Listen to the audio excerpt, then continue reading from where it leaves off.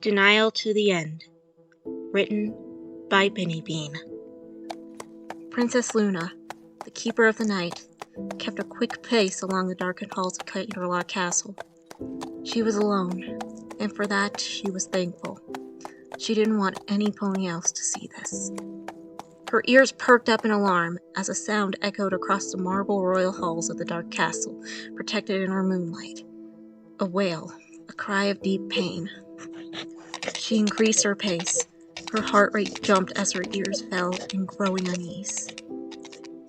Death. Death was a subject Luna had tried hard to suppress as her long life moved forward. As a mortal, she had some comfort in the fact that life did come to an end. Generations would have moved on without even a whisper of her name. But fate played a rather cruel trick. Her sister and herself were not so lucky. They turned into alicorns. They soon watched as their generation moved on. Every pony who knew them as their mortal selves soon no longer breathed life. Then all that was left were alicorn-worshipping fools. The sisters avoided talking about such a subject, as life went on and more ponies fell to its undeniable hold. They knew there was no end for them unless the universe itself ceased to exist. There was no point in discussing grief.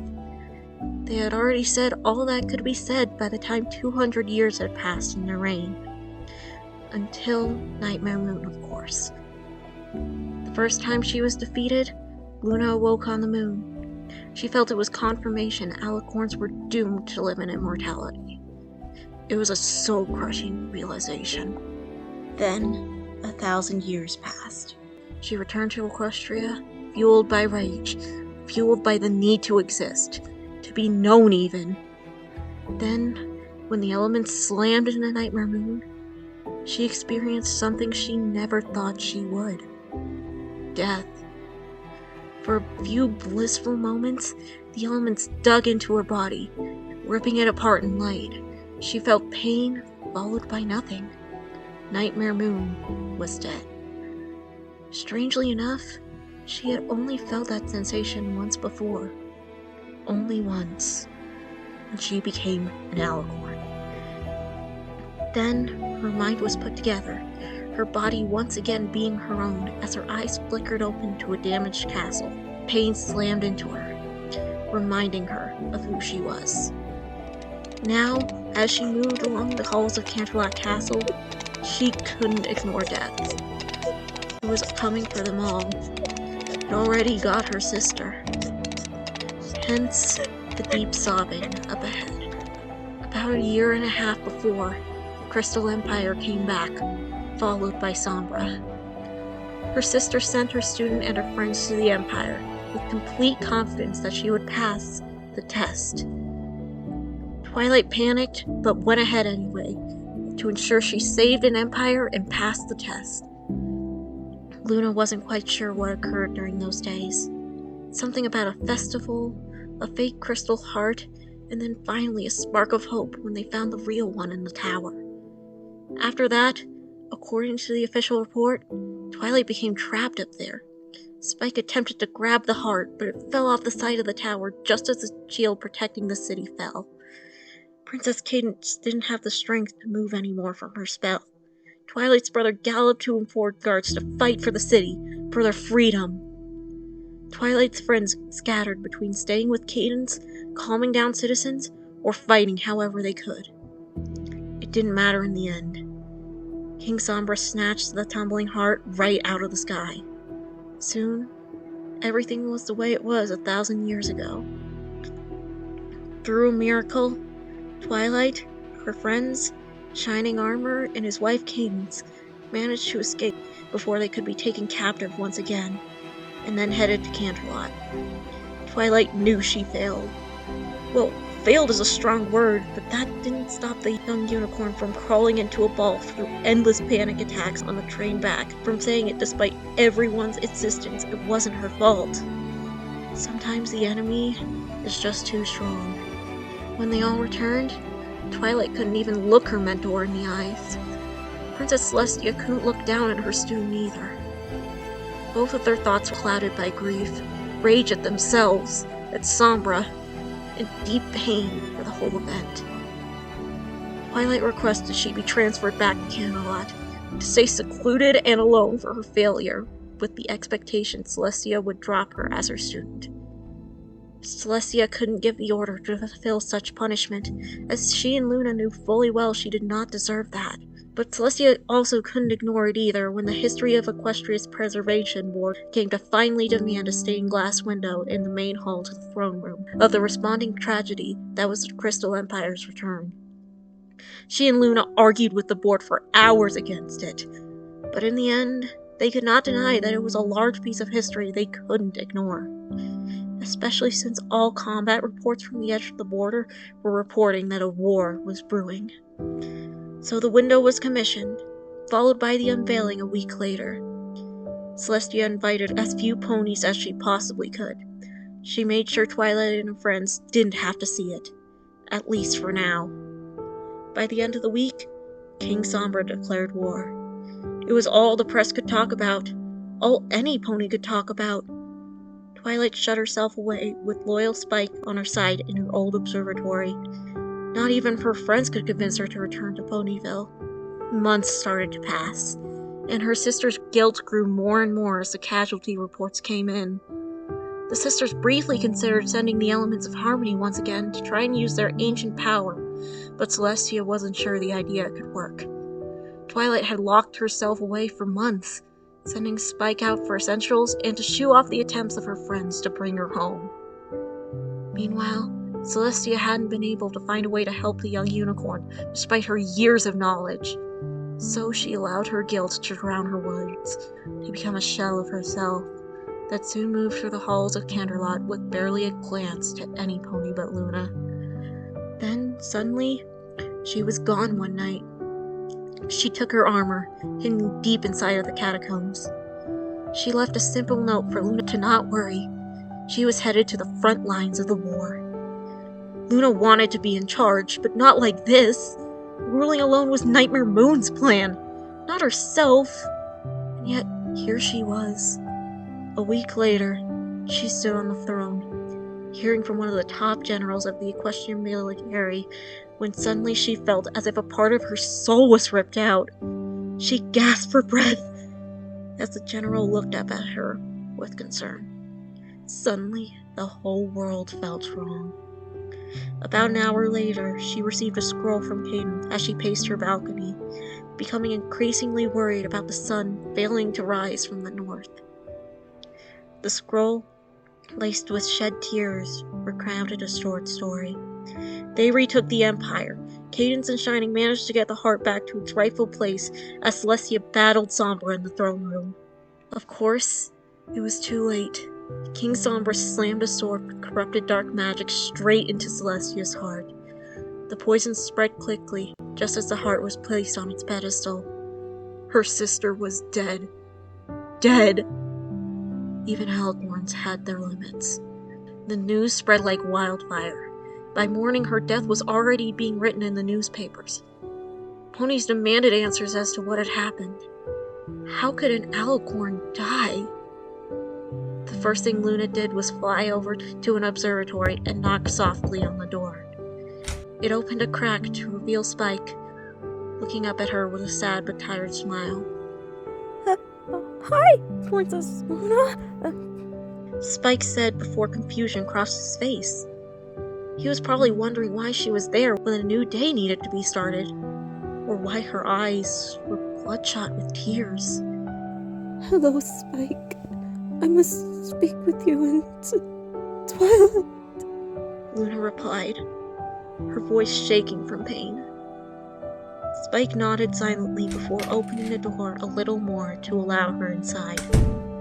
The pair soon moved through the dark observatory to the main area, where a large hourglass stood, surrounded by walls of books, littered between the shelves and piles on the ground. In the middle of it all, leaning against her desk as she scribbles notes non-stop about magical theory, her horn providing the only light outside of the moonlight streaming through the massive windows, sat Twilight Sparkle. Disheveled. Lost. Luna was beginning to wish she had waited to come break the news. that perhaps she should have called the friends she had been turning away for weeks for comfort. It was too late now. As Twilight looked up from her studies with bags under her eyes, a messy mane, and bloodshot eyes. Princess Luna. She mumbled before her eyes widened, and she stood at attention. What are you? How can I help you? I have some news I need to share with you before it becomes common knowledge tomorrow. Luna hesitantly explained before she motioned for Spike to stand beside Twilight.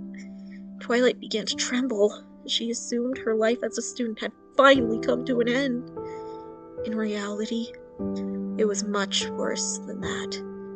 I received a letter from Cadence. The war is over. King Sombra has been defeated. Twilight flinched before giving a small, hopeful smile. The first sign of happiness since the whole mess started. Luna felt tears pricking her eyes again as she sucked in a deep breath and took a few steps closer to the unicorn. Twilight Sparkle, Spike, I regret to inform you that my sister, Princess Celestia, is dead. King Sombra murdered her before the crystal heart was returned to the pedestal. Horrified expressions were plastered on the pair's faces as they took the information in. Several moments passed without a sound being uttered. Twilight, my sister cared for you very much. No. Twilight suddenly snapped back before stumbling back towards the safety of her desk, of her books. Alicorns don't die. She must be somewhere. She can't. Twilight, I'm sorry, but she is. No! She barked back, rage fueling her frantic motions as she grabbed a quill and began to resume her writing. Tears poured down her face as she tried to deny Luna's words. Alicorns don't die. They just can't. That was 3 months ago. The funeral. A grand funeral took place about a month later. They had taken Celestia's body from the Crystal Castle to be taken home, and laid to rest in the Canterlot Gardens. Every pony in Equestria tried to be there, except Twilight. Twilight's mind had snapped as Spike claimed. It was the only way he could describe what happened to a pony who was practically his sister. She didn't want to believe reality anymore. All she did was study, and more studying. No pony was sure of even what she bothered to learn anymore. All her notes, littered across the observatory, barely made any sense. Her friends always tried to get her to come out, even for an hour. They didn't know who she was anymore, which was making that process harder as the weeks went on. That's why Luna was hurrying through the castle. Her sister was dead. Her sister's student was broken, and Luna knew the source of that sobbing. Her magic flared as she opened one of the double doors leading to the throne room, where the sobbing was unmistakable. She lightly shut the door, taking in slow breaths as she passed the windows, which depicted her banishments as Nightmare Moon. She came to a stop as in the dark hallway, illuminated by the window itself with Luna's own magic to provide light, was Twilight Sparkle clutching her sister's feather. The feather that she gave to Twilight as a foal to use for notes when she ran out of quills one night.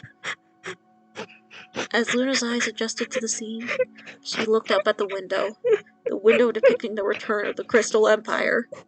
She wanted nothing more than to smash it into a million pieces. Twilight faced away from the window, curled into a ball as she held the feather. Luna saw movement out of the corner of her eyes. Her head snapped in alarm to see Spike standing near one of the pillars farther in the hallway, eyes pleading for her to help, for her to do anything. She can't be dead. She can't be dead. Luna couldn't let out a single word. She didn't know what else to say. She already said everything that could be uttered on the matter. She carefully unfolded her wing to stretch it around Twilight before moving herself to curl up next to her, as Twilight unintentionally leaned into the hug. Luna's own eyes filled with tears as grateful memories of her sister came flooding back, as Twilight's wails of denial crashed against the walls. Her head drifted down to look down at the feather Twilight wouldn't let go of, a large, pure white feather from Celestia, and a faint stain of ink at the base of it from long study sessions. The only quill in Equestria that never broke. The last piece of her sister that wasn't locked away in a museum or buried 6 feet in the ground. Locked away from the sun Celestia cared for so much. She looked towards the element's bearer of magic. The shaking unicorn had proven herself to have incredible power. Her sister had hinted at such a possibility before she sent Twilight away to the Crystal Empire. A power that could just as easily turn sinister. She wouldn't be able to survive much longer if she didn't overcome the grief she was locked into. Denial wouldn't bring her sister back. Death was inevitable. Luna's body stiffened as the only answer occurred to her. Ponyville. Ponyville is what took her out of her isolation. She came to Camelot for punishment. She stayed so she could hide from the world. Celestia didn't give her a choice when she sent her off to that town. Luna didn't know how else to save her.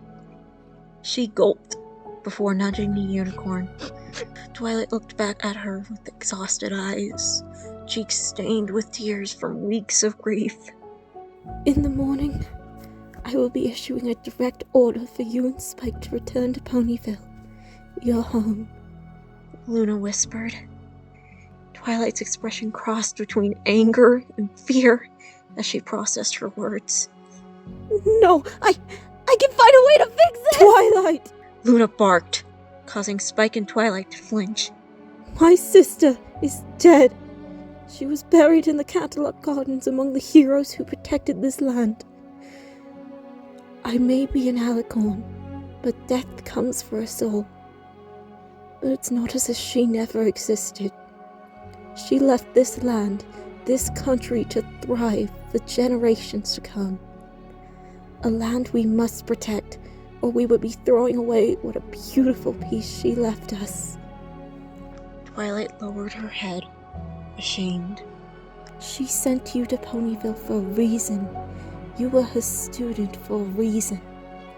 Yes, mistakes occurred during the Crystal Empire, but not once, even after those events, did my sister doubt who you are. She knew you did not mean for what occurred to happen. She chose to go to the front lines. She chose to walk into that throne room and battle Sombra. She is gone. I will miss her every day. Every time I must change the day and night alone, I will miss her. But life goes on, just as it will continue long after we are gone.